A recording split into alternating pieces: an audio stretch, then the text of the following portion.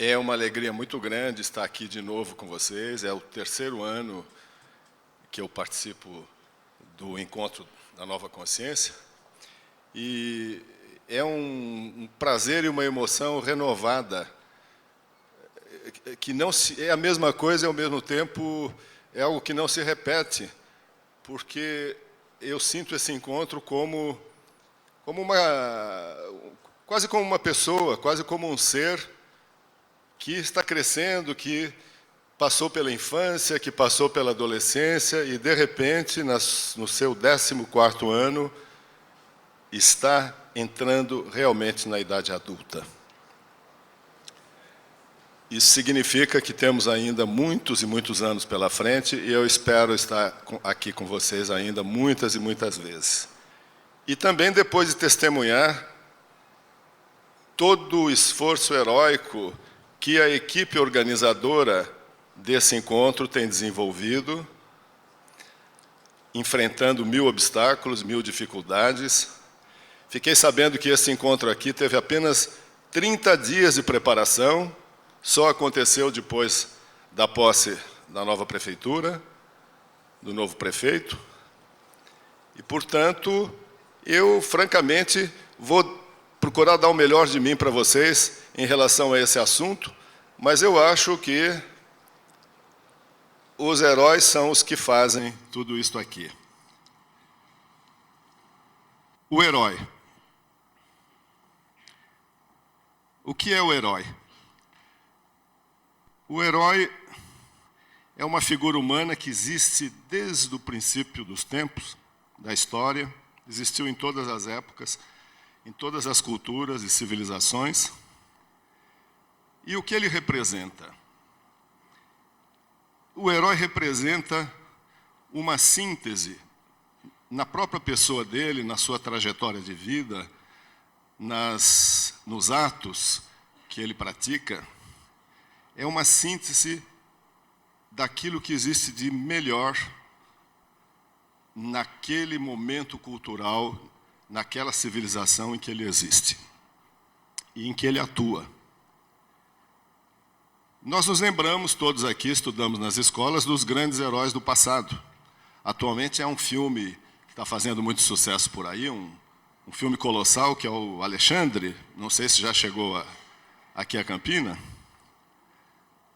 e tantos outros, o Troia, filmes que falam, que apresentam o modelo de herói, como ele era visto e entendido no passado. Como era esse herói do passado? O modelo dele era o do guerreiro conquistador. Ou seja, o general, o soldado, o chefe de Estado, o cônsul romano, que saía por aí à frente dos seus exércitos, para fazer o quê? Para conquistar mais terra, para conquistar outros povos, para expandir a esfera de poder da sua nação. Essa concepção de herói foi vigente durante muitos séculos, durante milênios. Na Antiguidade Clássica, depois durante toda a Idade Média. Por exemplo, um herói da Idade Média é o rei Arthur, aquele que, com a desculpa de sair por aí em busca do Graal, com seus cavaleiros da Távola Redonda, invadia países, massacrava populações, se apoderava do comércio desses países dominados e, no entanto, passou a história como um grande herói. E ele realmente o é. Por quê? Porque, no seu momento histórico, quando ele existiu, quando ele fez tudo isso, o conceito de herói era esse. Isso começou a mudar no decorrer do século XX, quando aquilo que a gente chama de Revolução Industrial começou a crescer num ritmo avassalador, produzindo isso que nós estamos vivendo hoje, que é essa sociedade, como nós a chamamos, da produtividade e do consumismo. E com uma série de descobertas científicas, como é o caso da energia atômica e da consequente bomba atômica, bomba de hidrogênio, em que se criou uma situação na qual, pela primeira vez na história da humanidade, a própria humanidade, o nosso planeta, está ameaçado de destruição total por invenções, por tecnologias que o próprio homem criou. É claro que as culturas e as civilizações criam o seu modelo de herói em função das necessidades daquele momento histórico. Se no passado, como eu acabei de dizer, a necessidade era de se invadir outros países, conquistar terras, conquistar poder, os heróis espanhóis que vieram aqui para a América do Sul, em busca do ouro dos nossos indígenas, de repente tudo começou a mudar. Por causa dessa ameaça gravíssima e também porque o consciente e o inconsciente coletivo começou a perceber que nós estávamos caminhando para o abismo, como ainda estamos. Haja visto os gravíssimos problemas de ecologia, de ambientalismo que estamos vivendo nesse momento. A partir daí, começou a se formar a ideia, o modelo de um novo tipo de herói. Um herói cujo objetivo principal não é mais voltado, não está mais voltado para a conquista, mas sim para a defesa da comunidade e da humanidade como um todo, para a defesa de escalas de valores que realmente são importantes, para a conquista de tesouros mais importantes do que o ouro, conhecimento, sabedoria, uma certa espiritualidade. Um grande mitólogo, talvez o maior do século XX, que foi o americano Joseph Campbell, já falecido há alguns anos, ele foi o primeiro a dizer, curiosamente, que o fato do homem ter posto os pés na Lua, coisa que aconteceu mais ou menos na década de 60, 70, não me lembro muito bem, constituiu um fator fundamental para essa mudança do nosso conceito de herói. Por quê? O porquê me foi respondido, eu tive a sorte de ter me encontrado em São Paulo há uns 10 anos, mais ou menos, com um ex-astronauta americano, Edgar Mitchell, um dos astronautas que estiveram na Lua, um desses pouquíssimos homens que tiveram esse privilégio. Ele foi dar uma conferência em São Paulo e depois houve um jantar para poucas pessoas, eu tive a sorte de ser convidado, sentei-me ao lado desse homem e pude bater um papo com ele. E eu estava ansioso para fazer algumas perguntas, mas eu não queria fazer perguntas que ele já tinha respondido, ou seja, o que ele viu, o que ele descobriu, se tinha disco voador acompanhando a nave dele a caminho da Lua, nada disso. Eu queria saber o que tinha acontecido, o que teria acontecido dentro dele. Se essa experiência única de atravessar o espaço, pôr os pés na Lua e conseguir voltar para a Terra, se isso tinha transformado, se a consciência dele teria se aberto para alguma outra coisa. E eu me lembro que ele estava comendo, ele parou de comer, me olhou e disse assim: Meu amigo, quando subi naquela nave, naquele foguete, eu estava imbuído do desejo de conquistar um outro planeta, a Lua. Ou seja, ele ainda estava na posição do herói antigo. E tudo que eu queria para a glória do meu país, porque a minha cabeça tinha sido educada, tinha sido condicionada para isso. Por isso é que, graças a esses condicionamentos, é que nós aceitávamos arriscar a própria vida, porque as chances de eles morrerem numa viagem dessas era muito alta. A porcentagem era altíssima. E foi assim que, tomado por esse entusiasmo, que eu subi naquela nave e a nave partiu. Depois, a mudança na minha cabeça começou com um sentimento de solidão muito grande, quando eu me vi dentro daquela casquinha de nós, atravessando o espaço e olhando a Terra lá de longe. E quando eu vi a Terra lá de longe, na forma de uma bola azulada, onde a gente podia perceber os continentes, continente americano, Europa, África, eu levei um choque. E se eu for dizer qual foi a causa desse choque, você vai começar a dar risada. É que eu não vi fronteira nenhuma, eu não vi muralhas, não vi nenhum desenho separando os países.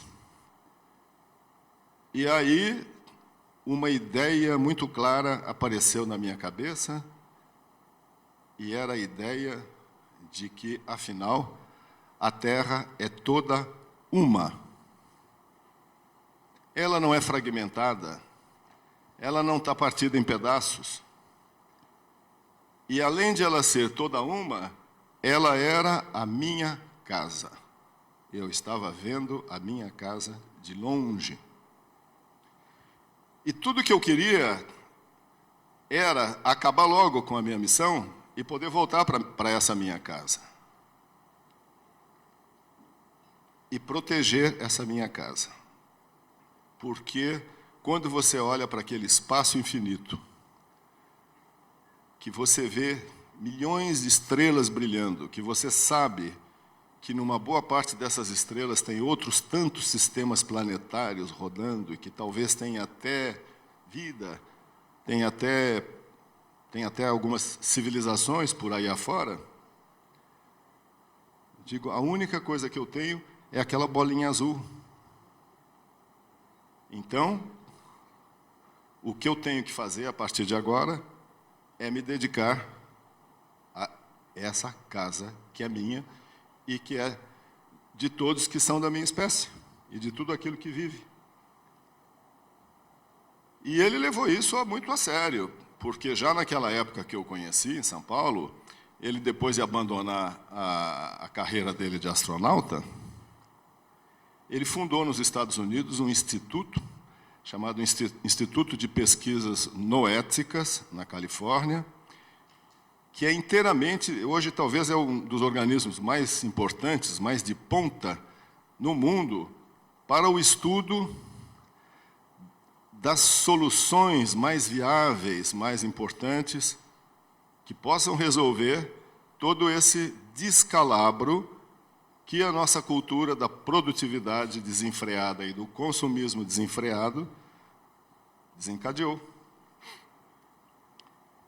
Então, Mitchell foi para a Lua como imbuído desse desejo de ser um herói à la antiga, como os Alexandres, os Ulisses, os generais romanos, e voltou mudado. Voltou ainda como um guerreiro, mas não mais um guerreiro bélico, e sim um guerreiro pacífico.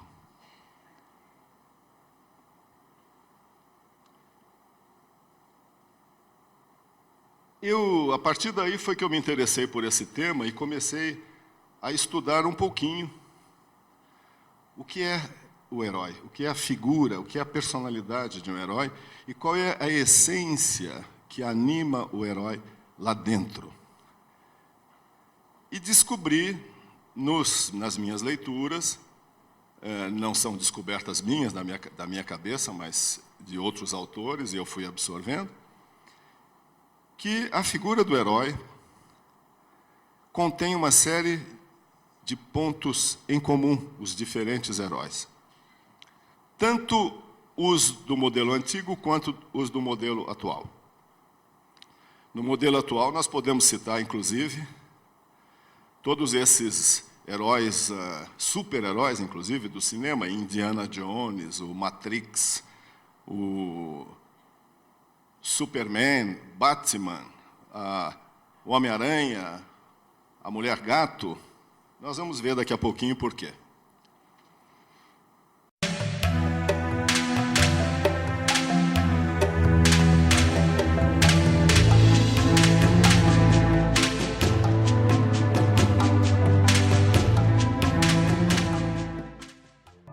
A vida no universo envolve um grande e profundo mistério, que precisa ser descoberto por cada um. Conheça Sofia, a revista que veio ampliar horizontes, desbravando as fronteiras do conhecimento, na busca do saber e da paz interior. Informações pelo telefone 0800 6100 0020. Sofia, porque uma nova era exige uma nova consciência.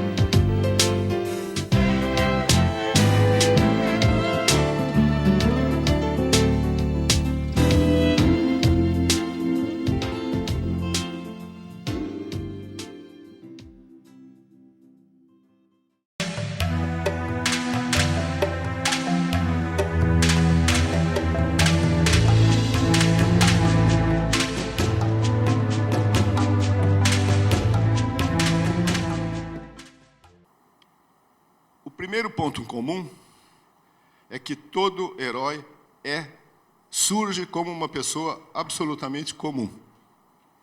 Ele não tem nada de excepcional. Ele é igualzinho a você, a mim.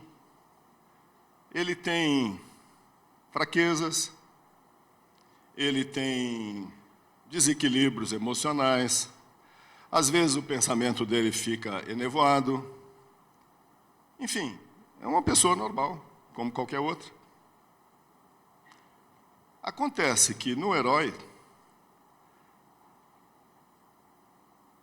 não se sabe por quê, num determinado momento, esse estado de normalidade, que nós poderíamos chamar um estado de inocência original, como se ele vivesse um pouco numa espécie de jardim do Éden, sociocultural, condicionado pela escola, pela família, pelo ambiente em que ele vive, acontece na vida dele alguma coisa que provoca nele uma queda repentina, um desastre ou físico, ou emocional, ou mental, ou financeiro, ou uma guerra que se desencadeia no país dele, e ele cai verticalmente.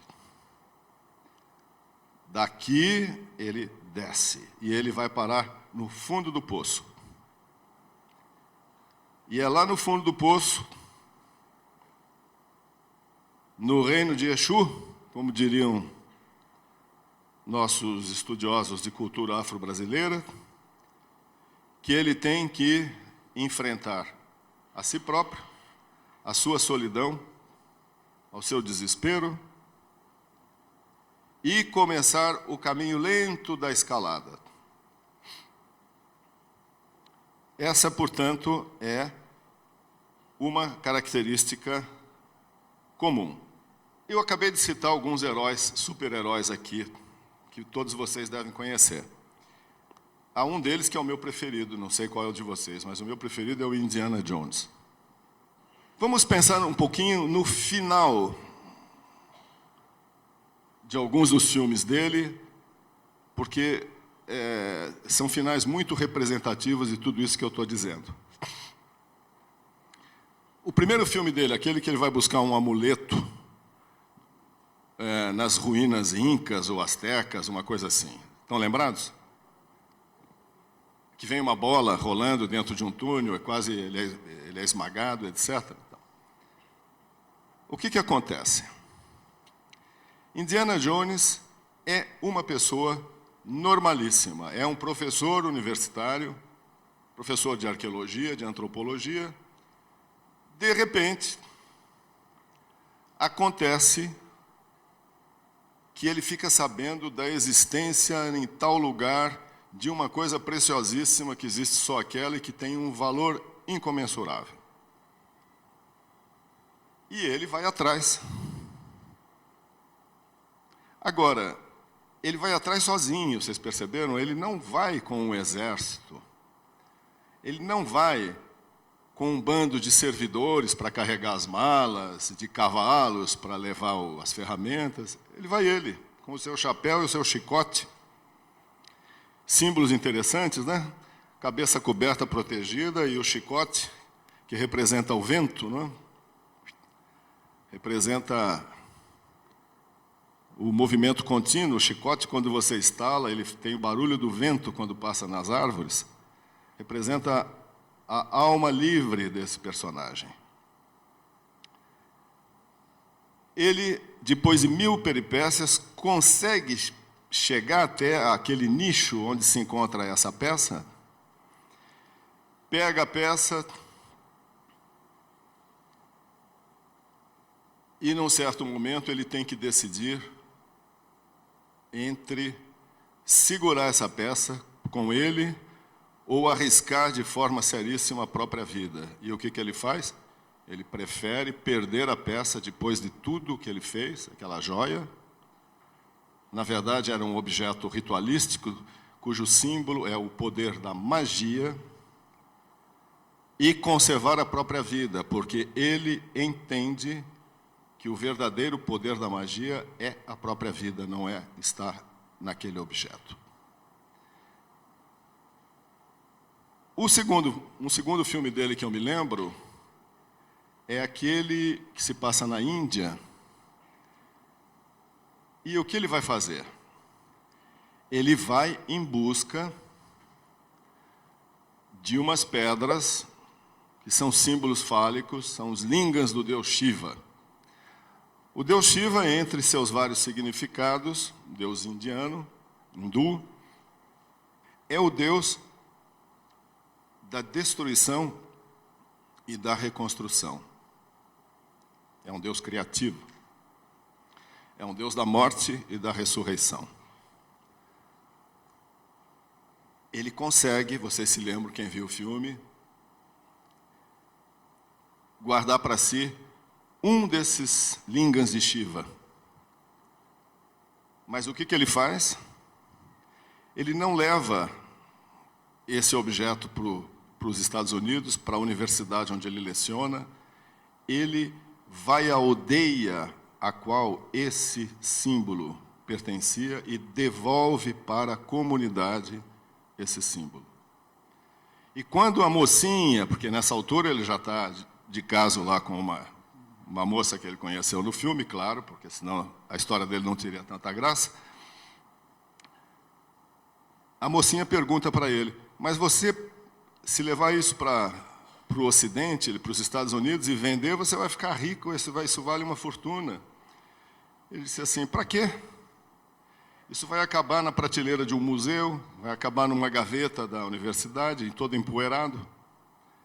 eu devolvi onde isso tem um significado, onde isso é útil, e onde que isso é a comunidade a qual esse objeto pertencia. Um terceiro filme, ou seja, ele, em prol da comunidade, ele abdica da posse do segredo da morte e da ressurreição, que é isso que Olinga significa. Vocês percebem as características desse modelo de herói novo que está emergindo, que está aparecendo? Num outro filme dele também, ele vai para o Oriente Médio em busca da Arca da Aliança. A Arca da Aliança é uma arca, é um objeto citado e comentado na Bíblia, no Velho Testamento, e que simboliza o quê? A Arca da Aliança é a arca que contém a sabedoria última, a sabedoria divina. E o que acontece? Quando ele chega, que ele está prestes a se apoderar dessa arca, ele finalmente a encontra. Quando essa arca se abre, todo o conteúdo dela se transforma em poeira, em fumaça, e vai para o ar, e o vento novamente dispersa isso para todo lado. Qual é o significado, então, dessa imagem simbólica? Significa que a sabedoria divina não era para ele conquistar, nem para ele nem para ninguém, para ter a posse daquilo. É simplesmente, como toda a sabedoria, para ser dissolvida no ar e levada pelo vento para todos os cantos, porque é patrimônio comum de toda a humanidade. Então, todos esses super-heróis contemporâneos, de certa forma, observam esse modelo. O Superman, que vem de um outro planeta, tudo o que ele quer é ser um simples repórter Clark Kent na redação do jornal dele. No entanto, a última coisa que ele quer ser é gritar o Shazam e se transformar em super-homem. Mas ele faz isso constantemente. Por quê? Para resolver problemas da comunidade. Problemas da sociedade onde ele mora e na qual ele está inserido. Batman, mesma coisa. Com o personagem, o super-herói Batman, há inclusive uma característica ainda mais interessante. Ele faz isso por decisão própria, por uma decisão espiritual dele. Ele se aperfeiçoa e se desenvolve e também vai defender a comunidade, trabalhar em prol da comunidade. A mulher gato é assim, defende as mulheres, foi atacada, foi violentada, foi assassinada por um bandido, consegue voltar e descobre que tem características felinas, que o corpo dela é capaz de desenvolver uma musculatura e uma energia felina, por isso que é a mulher gato, e ela não usa isso em proveito próprio, para enriquecer ou para o seu prazer pessoal, não, ela vai trabalhar, sobretudo em prol das mulheres. Ela representa uma crítica aos aspectos ainda patriarcais exacerbados da nossa sociedade, da nossa cultura. E assim, todos eles apresentam essas mesmas características. Eu anotei aqui 4 qualidades inerentes ao guerreiro pacífico. E eu acho que todos nós teríamos que prestar atenção nessas 4 qualidades, a começar pelos nossos políticos. A primeira delas é, como eu estava dizendo, um senso profundo de comunidade, coisa que os heróis do passado não tinham. Eu vou ler para você a frase que eu anotei. Então, o guerreiro pacífico se sente unido por empatia aos outros, é capaz de conciliar o seu agudo senso de individualidade, porque ele sabe que ele é um ser diferenciado. Portanto, ele tem uma individualidade exacerbada, mas ele consegue conciliar essa individualidade exacerbada com as necessidades da sua comunidade. Em vez de ser uma criatura errante, os heróis do passado eram sempre errantes, no sentido de que não param nunca, vivem no movimento perpétuo, viajando, conquistando, tipo Ulisses, tipo o próprio Alexandre. O guerreiro pacífico, não. Ele se estabelece, ele cria raízes, ele assume um compromisso com o lar, com a comunidade, com a cidade e, ultimamente, com o ecossistema. Ou seja, a preocupação ecológica também faz parte da figura do herói contemporâneo. Segunda qualidade inerente ao guerreiro pacífico: a compaixão.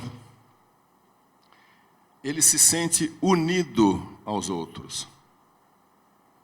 Ele tem uma individualidade exacerbada, mas, ao mesmo tempo, ele percebe o nexo, a ligação fundamental que ele tem com todas as criaturas. E ele assume essa ligação. Aqui, não sei por que eu estou me lembrando de alguma coisa que me foi dita no ano de 1974, 73, 74, na Índia, pelo Dalai Lama, com quem eu estive algumas vezes, sobretudo nessa época. Eu morei na Índia quase um ano, fiz muitas visitas à região onde vivem os tibetanos exilados e tive a chance de me encontrar com o Dalai Lama algumas vezes. Numa dessas vezes, eu visitei na cidadezinha de Dharamsala, onde ele mora até hoje na Índia. Eu estava lá e ele tinha de partir para a primeira viagem que ele fez à Europa. Ele nunca tinha saído do Tibete e da Índia, 3 dias depois do nosso encontro. Então, eu perguntei para ele, falei assim: Santidade, o senhor daqui 3 dias está indo à Europa pela primeira vez. Essa sua viagem está ligada a algum desejo de implantar ou de difundir o budismo tibetano no mundo ocidental? Você sabe o que ele me disse? Ele fez uma cara de surpresa, olhou para mim assim, como se eu tivesse dito algum absurdo, e me disse: não, essa ideia nem me passou pela cabeça. Ele pensou mais um pouco e disse: aliás, eu acho que isso não seria nem muito possível e nem muito conveniente, querer implantar a minha religião, o meu sistema religioso, no mundo ocidental. Por quê? Da mesma forma que uma mesma comida não serve para todos os estômagos, uma mesma religião não serve para todas as mentes e todos os corações. E, como se não bastasse, ele pensou um pouco, olhou bem nos meus olhos e disse assim, como se estivesse me contando um segredo, e disse: aliás, o ideal seria que cada mente e que cada coração criasse a sua própria religião. Vocês percebem a profundidade e a grandeza do que esse homem me disse? Porque esse homem é um papa dos budistas, é um pontífice.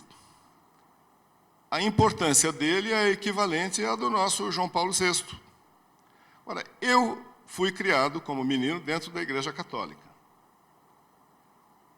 E uma frase que se repetia muito nos meus cursos de catecismo, nessas coisas, era: fora da igreja não há salvação. Então, ou você está aí ou você está perdido. De repente, um outro pontífice, um outro papa, chega para mim e me diz que eu tenho a liberdade e o arbítrio, mais do que o direito, eu tenho o dever de criar a minha própria religião a partir daquilo que eu penso e daquilo que eu sinto. Quer dizer, nesse momento, ele assinou para mim um atestado de libertação. Eu sou extremamente grato a esse personagem, não sou budista, embora tenha muito interesse pelo pensamento, pela filosofia, pelas colocações do budismo, mas eu vou morrer em gratidão com ele porque ele me libertou. Desde então, eu conquistei essa qualidade do herói contemporâneo, que eu acho que é a única que eu tenho, francamente falando, que é: frequento uma porção, me interesso muito pela tradição afro-brasileira, tenho cabeça feita no terreiro de São Paulo, pretendo fazer alguma obrigação dentro dessa linha ainda. Por quê? Porque com ela me identifico e que eu acho que praticamente todas as religiões que estão no Brasil são importadas, nasceram em outras culturas, em outros continentes, foram trazidas para cá. E o único fenômeno religioso, autenticamente brasileiro, que é um pouco o espelho da nossa realidade anímica, da alma brasileira, é a Umbanda e cultos correlatos, que ainda estão na infância, que ainda estão dando os primeiros passos, estão quase que engatinhando. Então, tem muitos defeitos. Mas, ao lado desses defeitos, que são os defeitos da extrema juventude, esses sistemas têm também a energia da juventude. E esse desejo do jovem, da criança, de ser livre. Essas são características do herói contemporâneo. Ele quer ser livre e responsável. Uma terceira característica importantíssima do herói contemporâneo, ou guerreiro pacífico, são sinônimos, é a humildade. Mas não a humildade entendida como subserviência, mas sim a humildade de quem se sente e se sabe livre, porém que já entendeu, já percebeu que a liberdade sem responsabilidade não existe, não tem o menor valor. Da mesma forma que a responsabilidade sem liberdade também não tem muito significado. Então, para quem quiser entender o conceito de herói contemporâneo, essas duas palavras são fundamentais: liberdade e responsabilidade.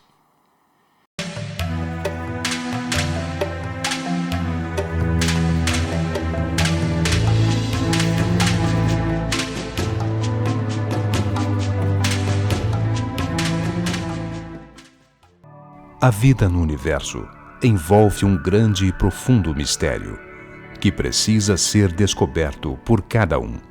Conheça Sofia, a revista que veio ampliar horizontes, desbravando as fronteiras do conhecimento na busca do saber e da paz interior.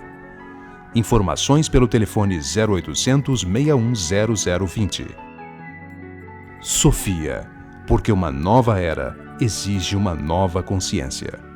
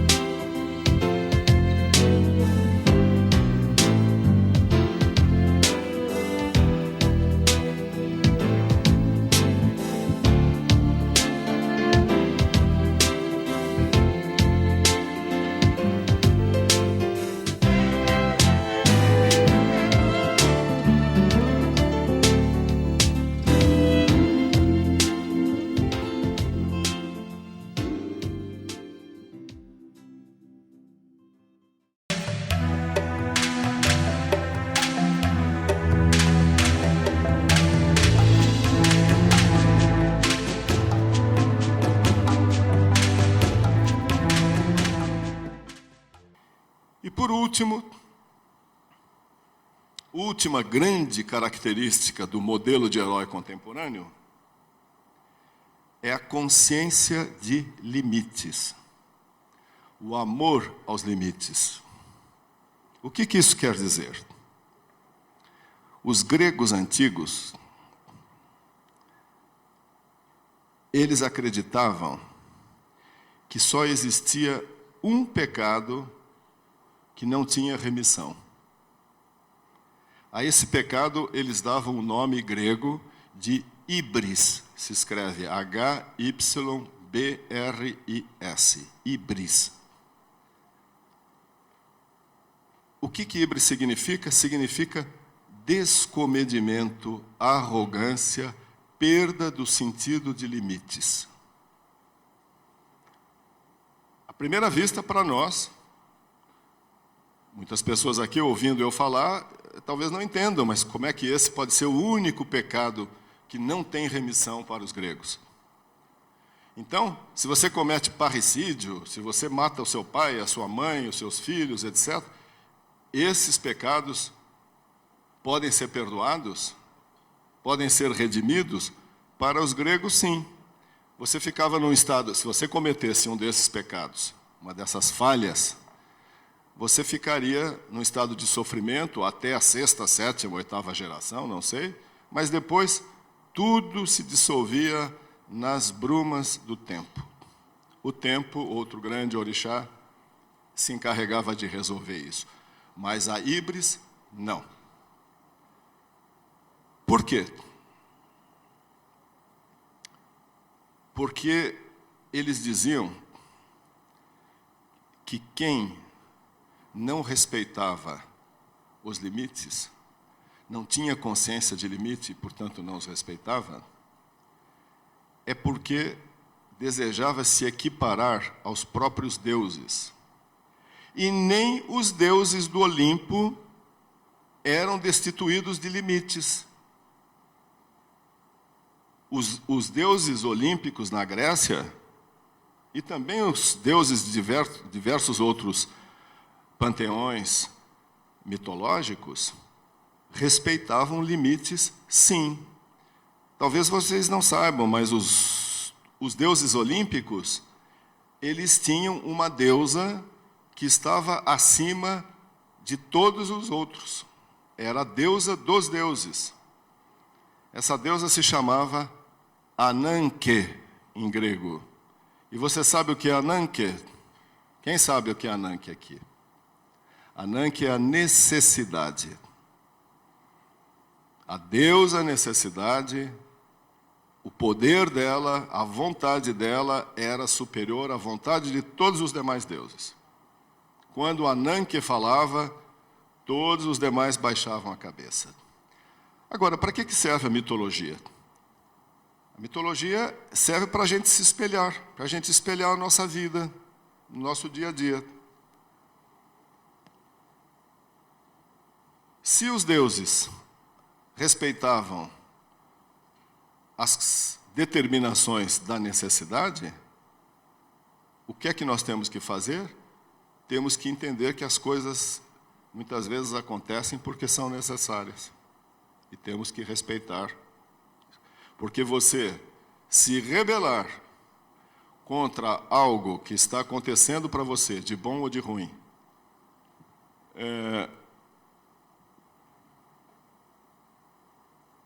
se isso é necessário para o seu aprendizado, para a sua evolução, ou como consequência de atos, de palavras, de pensamentos, de sentimentos que você criou, que você nutriu em você, você está incorrendo no pecado do descomedimento, da arrogância, da perda do sentido de limites. Trazendo isso um pouquinho mais perto do nosso cotidiano, o que tem acontecido, por exemplo, na educação das nossas crianças nas últimas décadas? Não tem havido um pouco de liberdade excessiva na educação das crianças? Eu tinha uma livraria em São Paulo, uma livraria importante, que foi vendida e depois acabou fechando. E houve um episódio um dia que eu acho que é exemplar dessa incapacidade que a nossa cultura, refletida em muitos pais, tem no tratamento com os seus filhos. Eu estava na minha sala, nessa livraria, e, de repente, uma das vendedoras me chamou e disse: Luiz, venha já para cá, porque nós não sabemos o que fazer. Eu falei: o que está vendo? Tem um menino que está demolindo, jogando todos os livros, e a mãe se recusa a tomar qualquer providência. E eu desço, era uma livraria grande, o garoto de uns 3 ou 4 anos, ele punha o bracinho por trás dos livros e jogava tudo no chão. Aquilo já estava todo desarrumado, os livros pelo chão, abertos. E aí eu cheguei para essa mãe, que estava lá, examinando o livro, lendo, como se nada tivesse acontecendo. Eu disse: minha senhora, mas é a senhora que depois vai arrumar tudo isso que o seu filho está fazendo? Eu não sou sua empregada. Eu disse: não, a senhora não é minha empregada e desse jeito a senhora não é nem minha freguesa. A senhora ou dá jeito nessa criança ou a senhora se retire daqui, porque senão eu vou pegá-la pelo braço e vou botar para fora. Ela ficou uma fera. Você sabe o que ela me disse? Ela disse assim: o senhor é um caso patológico, o senhor é um homem neurótico, frustrado. Foi, menina, me disse. Eu disse: a senhora pode me explicar por que a senhora está achando isso de mim? Sim, porque eu não vou impor ao meu filho todo o processo de repressão que transformou o senhor nessa batata cozida que o senhor é.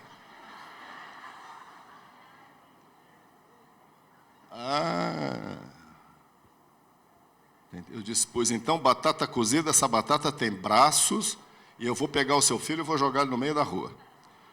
E aí ela, furiosa, pegou a criança, jogou o livro que ela estava lendo longe e foi embora. Bom, claro que aí levamos mais de 1 hora para arrumar tudo aquilo que a criança tinha desarrumado. E eu testemunhei uma quantidade muito grande de episódios desse tipo, que são reveladores de como a nossa cultura, a nossa escola, nesse momento, nas últimas décadas sobretudo, tem perdido esse valor fundamental, que é valor primordial para o personagem heróico, que é a consciência de limites. Nós não ensinamos mais as crianças a desenvolverem esse sentido. O que acontece? Elas se transformam em personagens anti-heróicos, personagens revoltados, assim que vão enfrentar o mundo. Porque, para uma criança, o período em que a vida dela está limitada à casa, aos pais, aos irmãos, é muito curto, é de alguns anos. Depois ela tem que ir para a escola, logo depois ela vai para a faculdade, ela vai para o trabalho. E se ela não conseguir vencer esse sentimento de que ela tem direito a tudo, que tudo lhe pertence, que ela é credora do mundo, que essa é a educação que esses pais estão incutindo na cabeça dessa criança. Quando ela sair pelas ruas, quando ela tiver que enfrentar os seus companheiros de trabalho, ela vai poder fazer o que quer? Assim que ela começar a manifestar, pegar os livros e pôr no chão ou fazer o que bem entende, ela vai levar tapas e cacetadas, não é verdade? Por isso é que o modelo do herói contemporâneo incorporou, coisa que isso não existia antes, os heróis do passado não tinham essa preocupação, eles faziam o que bem entendiam porque eles se consideravam semideuses, às vezes até deuses. Tinham direito de vida e morte sobre os outros. Mas o contemporâneo, não, mudou. Então, a análise, o estudo da figura do herói contemporâneo é muito importante, porque os heróis, eles são espelhos construídos pelo coletivo, para que a gente os observe e entenda aquele comportamento, a lógica que os anima e para que a gente trate de segui-los. Porque, no fundo, todos temos o potencial do herói em nós. Aliás, a maioria de nós o somos, nós brasileiros, por exemplo. É preciso ser herói para viver nesse país diante de tantas complicações, não é, que acontecem para os brasileiros. Tempo encerrado. Muito obrigado. Até a próxima. Espero estar com vocês aqui várias vezes ainda no futuro. Tá bom.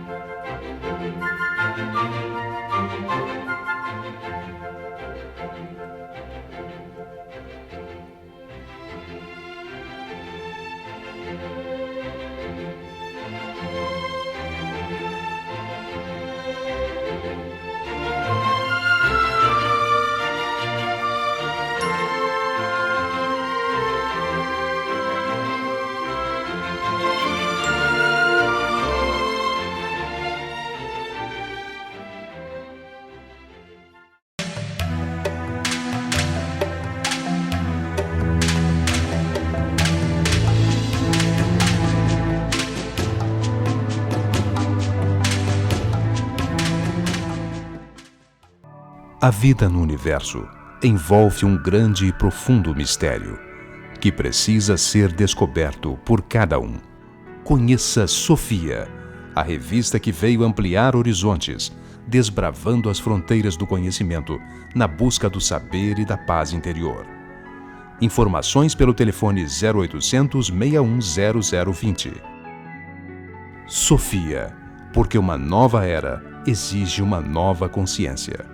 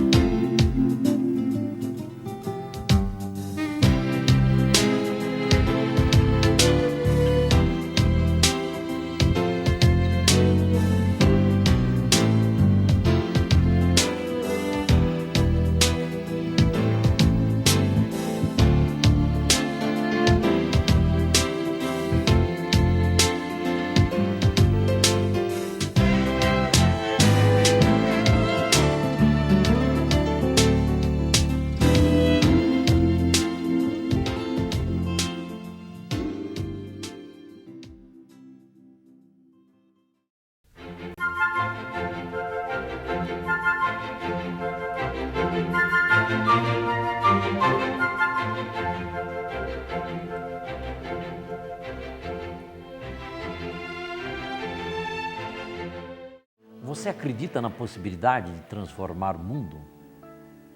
Você quer atuar para transformar o mundo para melhor?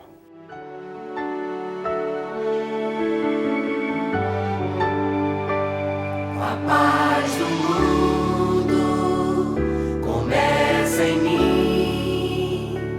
Se eu tenho amor, com certeza sou feliz.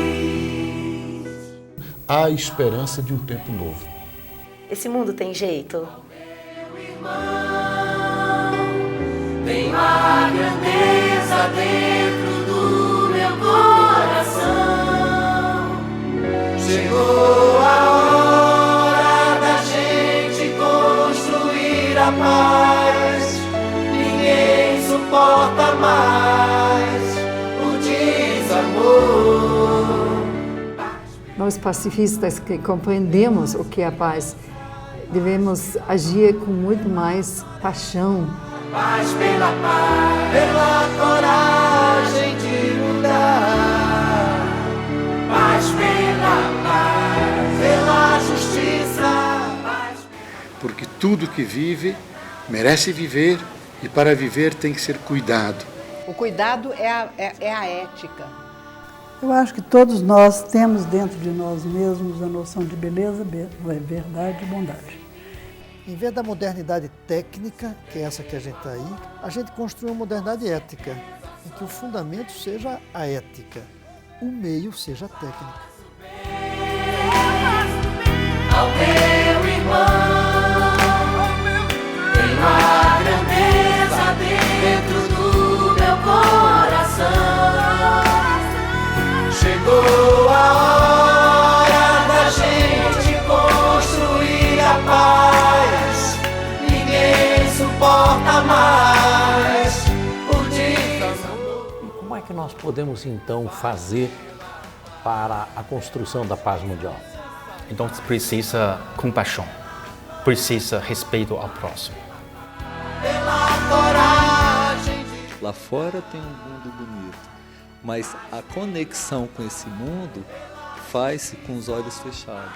É muito importante para que a gente construa um mundo melhor, que cada um de nós se sinta uma parcela responsável nesse processo, buscando a sua paz interior. A gente cria essa compreensão e harmonia dentro de si mesmo. A esperança, paz pela paz, pela coragem de mudar. Paz pela paz, pela justiça, paz pela paz. Nós que somos muitos, de repente somos um só. Vamos viver agora aqui uma grande corrente de amor, de carinho, de compaixão, que nós queremos estender para o mundo inteiro, para o universo inteiro. Pela coragem de mudar, pela esperança, paz pela paz, pela floresta, paz pela paz, pela coragem de mudar, paz pela... Partindo sempre desse pressuposto que todos nós somos frágeis, todos nós precisamos um dos outros, nós achamos que a Terra é a pátria universal, que todo ser humano é membro de uma só família. Paz pela paz, pro mundo novo, paz pela paz, a esperança, paz pela paz, pela coragem de mudar, paz pela paz. Muito importante de as crianças compreenderem que eles não são apenas goianos, brasileiros, sul-americanos, mas são cidadãos do mundo. Paz pela paz, pelas crianças, paz pela paz, pela floresta, paz pela paz. Todas essas questões são importantes e são perguntas sobre as quais nós devemos refletir.